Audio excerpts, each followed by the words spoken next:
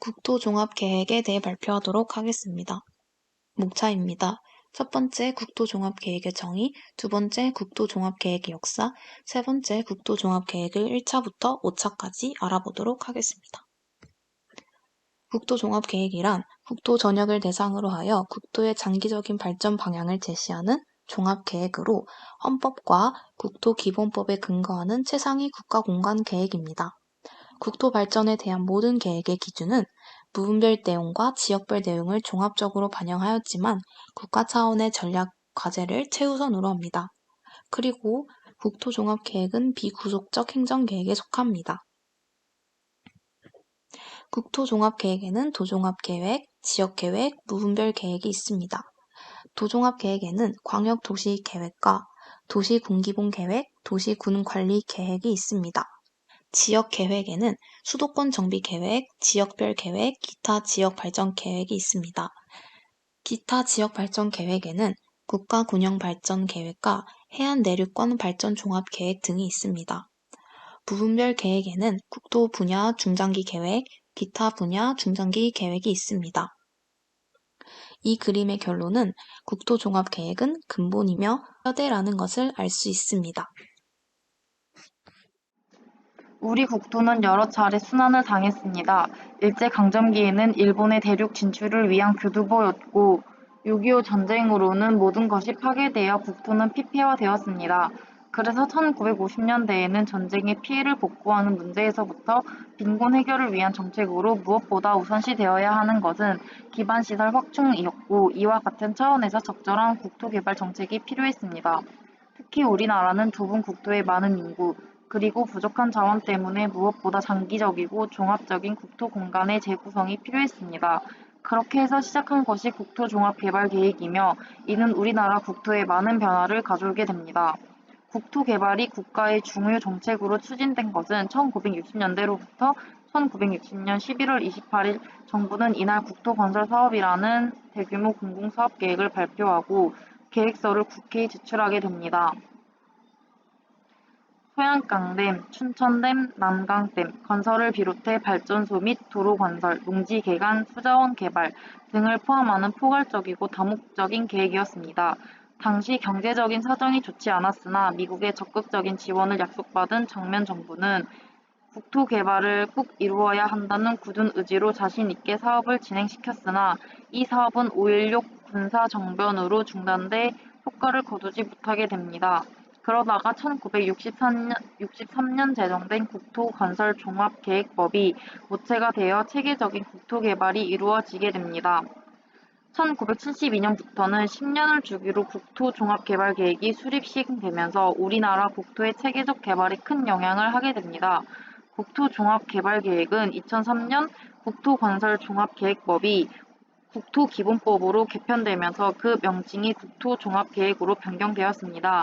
이렇듯 명칭이 바뀐 것은 3차까지의 국토종합개발계획이 개발만을 강조하고 환경의 조화 및 관리를 소홀히 했다는 점에서 개발을 명칭에서 삭제한 것입니다. 계획 수립 기간도 기존 10년에서 20년으로 변경하였으며 매 5년마다 그 시대의 상황과 여건을 고려하여 수정하고 있습니다. 먼저 첫 번째로 제1차 국토종합개발계획에 대해 설명드리겠습니다. 제1차 국토종합개발계획은 국토 이용의 효율화, 사회 간접 자본의 확충, 자원개발과 자연보전, 생활환경 개선을 목표로 하여 전국을 4대강 유역권으로 구분하여 개발하였습니다. 여기서 4대강 유역 종합개발이란 우리나라 수자원의 효과적 이용 관리를 위하여 한강, 낙동강, 금강, 영산강의 4대강 유역을 중심으로 제1차 국토종합개발계획의 일환으로 실시된 개발계획입니다. 이 개발의 영향으로 4대강 유역에는 농업용수와 공업용수의 공급을 위한 댐과 하구둑 등이 건설되었습니다. 제1차 계획은 경제의 능률성을 중시하는 성장 거점 개발 방식을 채택하여 개발한 결과 남동 임해 지역에 공업단지를 조성하였고 고속도로 건설로 전국을 일일 생활권으로 만들었습니다. 또한 각종 제도와 정책 수립을 통해 국토계획의 기초적인 제도와 향후 국토계획으로서의 기본틀도 갖추게 되었습니다. 그러나 국가 주도형의 성장 거점 개발 방식은 수도권과 동남권의 개발이 편중되어 국토의 불균형 구조가 형성되면서 지역 간 격차가 심화되는 결과를 초래하였습니다. 이는 수도권에서는 서울에서 경기도 지역으로 공업 입지가 광역화되었고 지방에서는 울산, 포항 등 동남권의 대규모 산업단지가 집중되는 결과를 낳았습니다. 또한 서울과 부산 등 대도시 주변 지역의 인구가 급속히 증가하는 도시권 확장에 따라서 부동산 투기에 따른 집가 상승과 각종 개발로 인한 환경 훼손 문제 등 다양한 국토 공간 문제가 발생하는 한계를 보였습니다. 두 번째로 2차 국토종합개발계획에 대해 설명드리겠습니다. 제2차 국토종합개발계획은 당시 국토 이용의 불균형, 환경 문제 등의 문제점을 극복하고자 국토의 균형 발전과 국민 복지의 향상을 기조로 인구의 지방 정착 유도, 국토 자연환경의 보존을 목표로 하였습니다. 1970년대에 이룩한 개발의 성과를 확산시킴으로써 국토 개발의 균형 발전을 유도하는 데 목표를 두고 70년대 고속성장 기조를 그대로 이어가되 서울과 부산간으로 양극화된 국토를 전체적으로 균형 개발하겠다는 것이었습니다. 특히 주택 공급 부분에 있어서 10년간 전국에 354만 호의 주택을 건설하여 공급한다는 계획을 수립하였는데 이것이 올림픽이 끝나고 계획의 말기에 수도권 200만 호 건설 계획 발표로 이어졌습니다.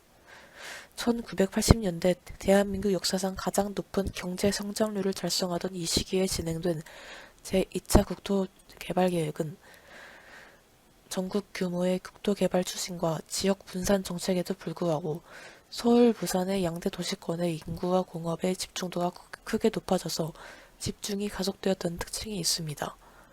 아시안게임과 올림픽을 성공적으로 치르기 위해 당시 상황에 맞춰 많은 부분이 수정 적용된 것이었다 하더라도 많은 규제와 시책이 완화된 서울의 개발을 통해 서울에 대한 집중화가 지속되었던 결과를 낳게 되었습니다. 3차 국토종합개발계획 3차부터는 7개의 광역권에 공업단지를 배치해 산업을 중심으로 개발하였으며 1기 신도시 개발로 지속적으로 수도권에 집중을 하였습니다. 7개의 광역권을 우선으로 지방균형 개발을 시도하였지만 1기 신도시 개발이 주력이다 보니 1차, 2차 국토종합개발계획처럼 수도권이 중심 개발이 되었습니다. 4차 국토종합계획 1차부터 3차까지는 수도권 위주로 개발이 진행되었지만 4차 국토종합계획부터는 수도권에 몰리지 않고 균형적으로 맞추려고 전국적으로 개발을 시작하였습니다. 그렇다고 수도권을 무시할 수는 없기에 수도권에는 2기 신도시를 개발하여 서울의 땅값을 잡아주는 등 노력을 하였습니다. 5차 국토종합계획부터 우리나라는 인구 감소와 저성장 시대에 맞이하여 인구 구조가 변화하면서 국토 공간에도 영향을 미쳤습니다. 그래서 각 지역마다 경제적, 사회적으로 살기 좋은 다중심 국토 공간을 조성하기로 대책을 세웠습니다. 그리고 이전 개발 계획 동안 난개발과 경관 훼손이라고 하여 5차부터는 환경오염에 관심을 두고 깨끗한 환경으로 자연환경을 보존하자고 대책을 세웠습니다. 지금까지 3조 국토종합계획 조사의 발표였습니다. 감사합니다.